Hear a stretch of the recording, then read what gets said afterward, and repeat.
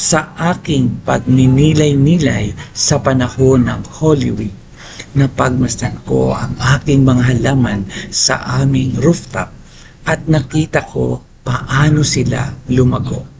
Ang ilan ay mabilis lumago at ang ilan naman ay dahan-dahan sa paglago. At naalala ko tuloy ang sinabi sa Biblia sa Mangangaral Kapitulo 3, versikulo 1 na nagsasabi na ang lahat sa mundong ito ay may kanya-kanyang panahon, may kanya-kanyang oras. Ibig sabihin na may takdang panahon para sa lahat ng bagay. Kaya kailangan lamang na magtiyaga tayo. Alam ng Diyos kung ano ang pinakamabuti para sa atin.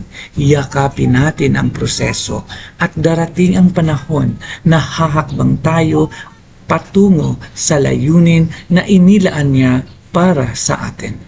Tandaan natin na ang mga halaman ay nagsimula lamang bilang isang buto.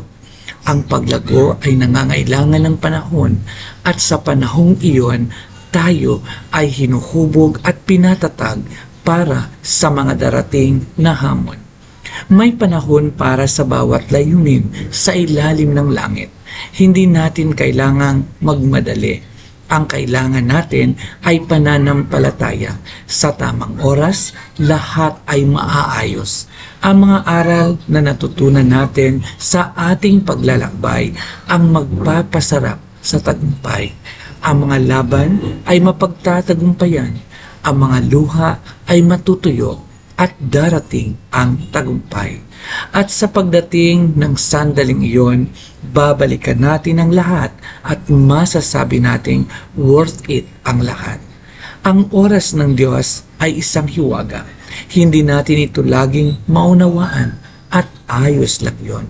Hindi natin tungkuling maintindihan palagi ang bakit o kailan, kundi ang magtiwala na ang Diyos ay palaging kumikilos sa likod ng lahat para sa ating ikabubuti.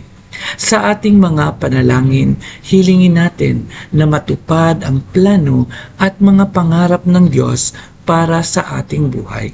Dahil ang mga plano niya ay laging mas dakila at mas mabuti kaysa sa atin.